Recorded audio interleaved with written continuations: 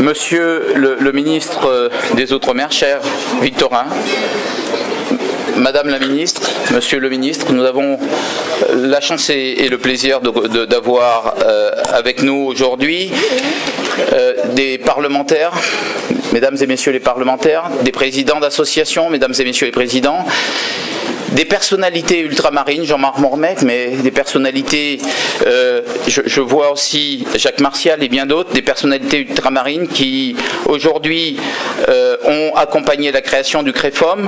Jean-Michel Martial est à mes côtés, mais nous avons aussi à nos côtés des présidents d'associations les plus importantes. Aujourd'hui, c'est un grand moment.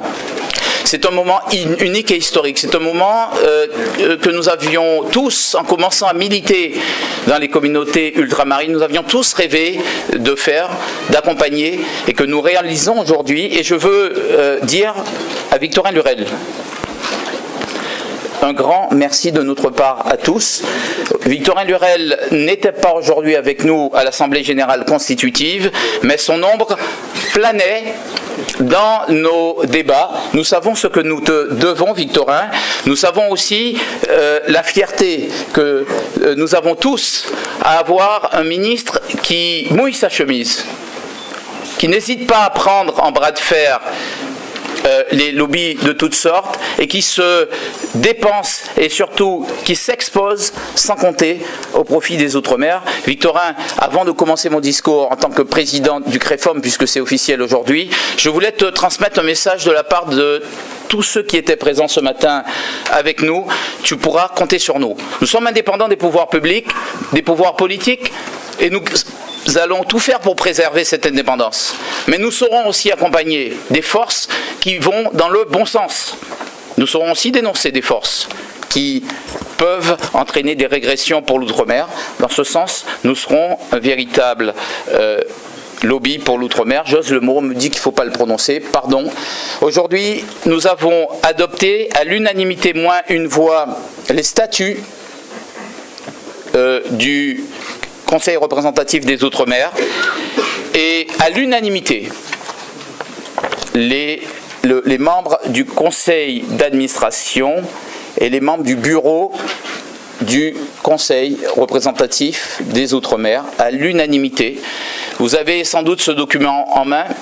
L'ensemble des Outre-mer y est représenté, à la fois par les parlementaires, présidents de région et départements, dans le collège des parlementaires, les élus de l'Hexagone, dans le collège des élus avec Viviane Robana qui a beaucoup œuvré, les personnalités avec Jean-Michel Martial et Claudie Siard, Michel Reynette, Luc Laventure, Marie-Josée Ali qui a joué un rôle important, les présidents d'associations avec bien sûr José Pantoscrope, mais aussi Serge Romana, Michel Lorette,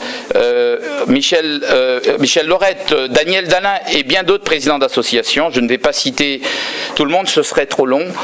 Plus de 130 présidents d'associations, les plus importantes de l'Hexagone. 400 aujourd'hui frappent à notre porte.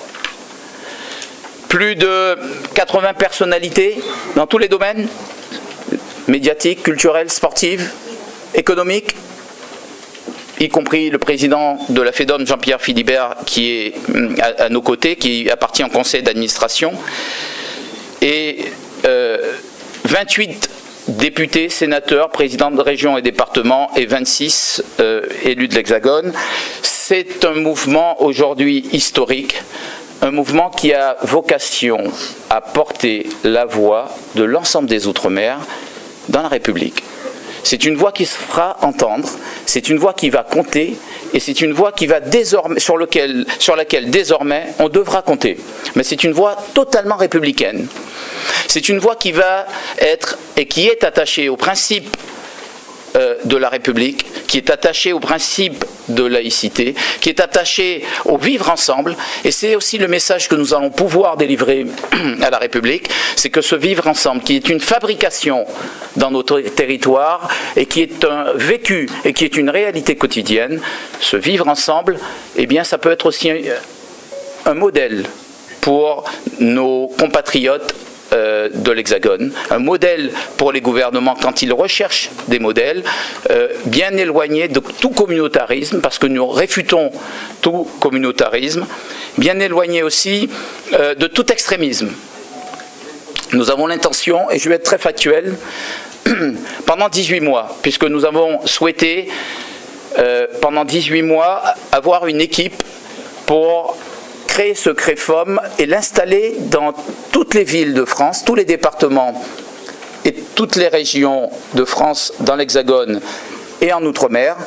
Nous avons 18 mois pour traiter d'un certain nombre de sujets essentiels, des combats que peuvent mener le ministre des Outre-mer et que nous allons pouvoir appuyer, comme par exemple la question des pétroliers, qui est une question essentielle, importante. Mais c'est aussi d'autres questions que nous allons pouvoir soutenir, la visibilité, le vivre ensemble. Nous allons aussi apprendre à mieux nous connaître, parce que nous nous retrouvons pour la première fois entre nous. Mais nous allons aussi nous ouvrir aux autres. C'est entre nous et avec nos compatriotes de métropole, nos compatriotes de l'Hexagone.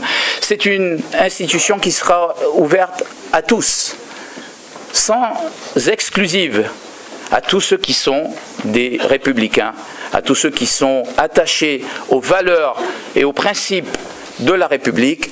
Eh bien, le CREFOM sera cette institution, ce lieu unique où se nourrira à la fois le dialogue exigeant, mais où aussi se conduira des actions fortes en faveur des Outre-mer, des ultramarins, des Français d'Outre-mer, dans l'Hexagone et en Outre-mer, et en faveur aussi de la République, du respect de la République.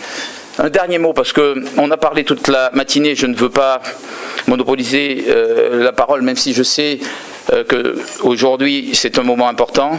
Nous avons souffert pendant ces derniers mois un sentiment de délaissement. L'idée que finalement, mais y compris auprès des médias, quand on parle d'outre-mer, c'est pas intéressant. Et quand une des nôtres, qui de surcroît est ministre, est attaquée, ça n'intéresse pas grand monde. Et il y a un retard à l'allumage dans les réactions des uns et des autres. Nous avons souffert de cette idée qu'il y a deux poids, deux mesures dans la réaction et dans les dénonciations. Eh bien, nous serons cette voix. Cette voix qui manquait jusque-là, cette voix unique qui manquait pour dire qu'on n'acceptera plus des dérives, des dérapages. Nous serons sur tous les combats. Les associations avec lesquelles on travaille seront aussi de ces combats. Les personnalités aussi seront là pour mener ces combats. Nous allons créer aussi un collège d'amis des Outre-mer avec des personnalités nationales françaises appartenant à toutes les origines, la diversité des origines. Des amis qui seront des relais, des réseaux pour faire mieux connaître les Français d'Outre-mer. Nous serons sur tous les sujets qu'il sera possible d'aborder une voie raisonnable et une voie qui fera avancer les causes des Outre-mer, mais nous n'oublions pas une chose. Nous n'oublions pas que nous avons au CREFOM, au Conseil représentatif, un devoir. C'est de représenter l'ensemble des Outre-mer. C'est de représenter les Outre-mer dans toute leur diversité. C'est de représenter les jeunes. C'est de représenter les personnes âgées.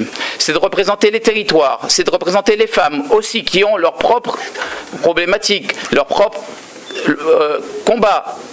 C'est de représenter aussi nos compatriotes de l'Hexagone, qui trop souvent sont oubliés. C'est de faire cette jonction indispensable et unique pour que nous soyons un véritable faiseur d'histoire, parce qu'aujourd'hui commence l'histoire du Conseil représentatif des Outre-mer. Merci à vous.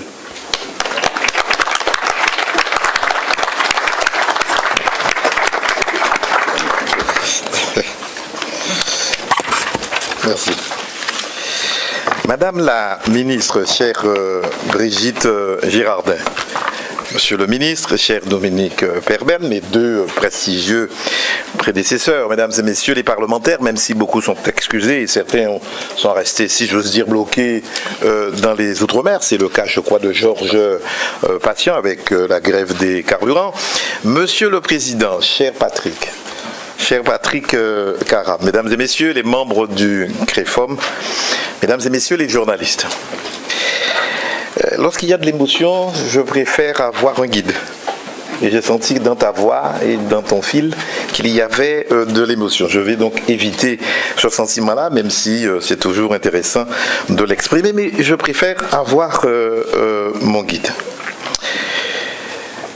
Aujourd'hui marque tout à la fois un aboutissement et un commencement, qui sont la source d'une grande fierté, certes pour le ministre que je suis, mais aussi pour tout originaire des Outre-mer. Oui, aujourd'hui, ce jour de lancement du CREFOM,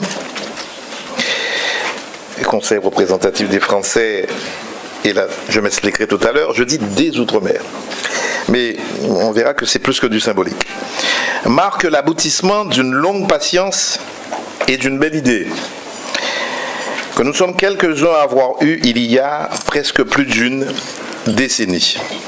Une belle idée qui avait germé du constat que les Outre-mer ensemble suffisamment pertinent et identifié dans la République pour disposer d'un ministère, celui-là, en charge de ces problématiques. Manquait, en revanche, d'une voix, surtout d'une voix, dans la société civile et dans le débat public pour promouvoir, valoriser et défendre ces territoires, ceux qui y vivent, ceux qui en sont les originaires, leur patrimoine, leur culture et plus largement leur richesse. Ce constat, nous le faisions collectivement depuis de longues années. Les élus, les responsables associatifs, les acteurs économiques, les personnalités du monde de la culture, des sports, tous nous agissions, chacun dans notre sphère, chacun dans notre rôle, sans toujours se parler, mais toujours d'accord au fond pour dire qu'il faudrait faire quelque chose de plus, quelque chose de mieux. Il y a eu durant cette décennie plusieurs tentatives de regrouper des associations et de les fédérer au sein d'une structure unique. Je fus avec d'autres qui sont ici aujourd'hui dans cette salle à l'origine de l'une d'entre elles, qui se révéla malheureusement infructueuse car nous n'étions pas parvenus à l'unanimité que j'estimais alors indispensable pour réussir, même si je me méfie de l'unanimisme. Aujourd'hui, c'est donc un aboutissement, une concrétisation qui s'inscrit dans un cheminement auquel j'ai moi-même participé dans le passé. Je ne pouvais donc appuyer la démarche des membres fondateurs du CREFOM, d'autant que le besoin de visibilité, de valorisation, de promotion et de défense des Outre-mer n'a jamais été aussi nécessaire. Le ministère des Outre-mer joue pleinement son rôle au sein du gouvernement de la République.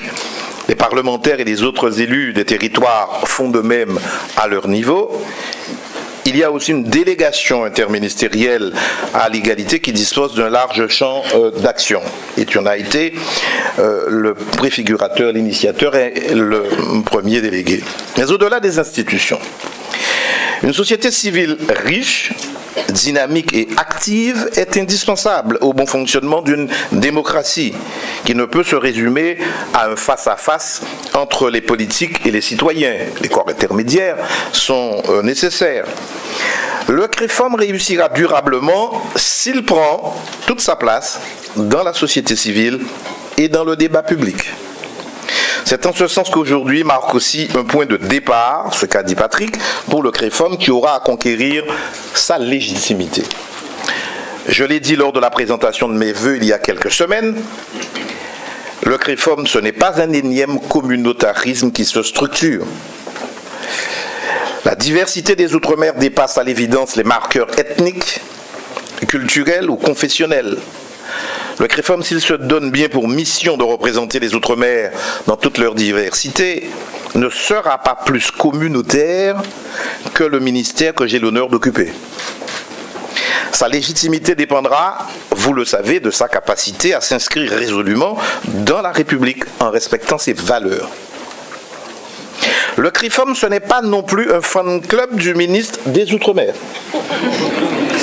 je tiens à dire ça et à avoir quelques distanciations, même si mon ami Patrick n'admet pas ça, ou le comprend difficilement. Il est en effet, dès le premier jour, et je dirais même par construction, une structure pluraliste avec des personnalités venant de tous les horizons de l'arc républicain. Ce pluralisme, dès l'origine, que symbolise en particulier son président Patrick Karam et son vice-président, le sénateur Georges Patient, doit demeurer et même se renforcer encore, car il sera tout simplement le gage de la crédibilité de ce Conseil représentatif. Les membres du CREFOM seront bien sûr soucieux de la distance nécessaire, indispensable et constante qu'il leur conviendra de préserver avec les institutions. Mais je veux dire que je serai moi-même extrêmement soucieux de cette distance, parce que je souhaite que le CREFOM réussisse et que cette réussite dépasse nécessairement mon propre horizon dans cette maison où, je le rappelle, un ministre est forcément de passage. Et tu sembles la reprochant sur ce CDD hyper précaire. Les journalistes m'ont vraiment brocardé lorsque j'ai eu à dire ça, mais c'est vrai. Mesdames et messieurs, chacun le mesure, ce point de départ que nous marquons aujourd'hui constitue à bien des égards des défis importants à relever. Le CREFOM, par sa composition et les parcours de ses fondateurs, a déjà franchi plusieurs paliers dans la construction de sa représentativité. Mais je veux dire ici que la représentativité pour une telle institution est en réalité une quête jamais achevée. Jamais achevée.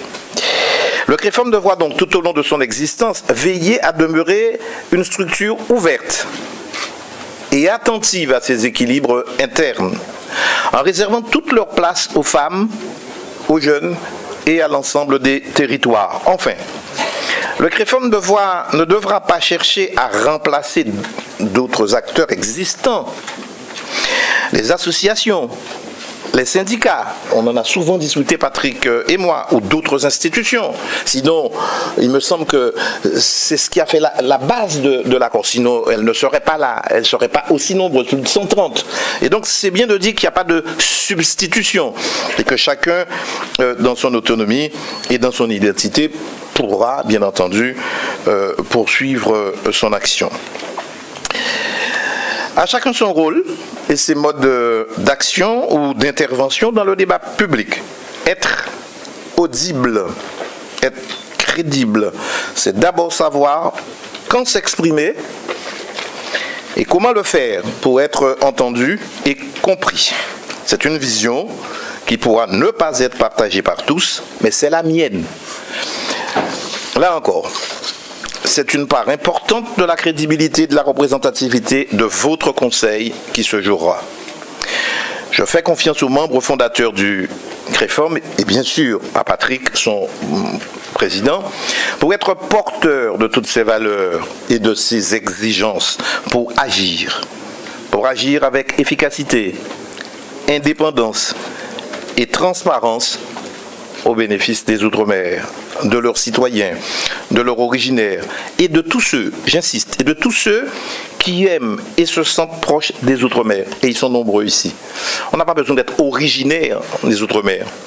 On peut y avoir travaillé, on peut être ici sans connaître les Outre-mer, mais aimer les Outre-mer, vouloir servir et faire valoir leurs valeurs, leur culture, et oui, pourquoi pas leurs intérêts.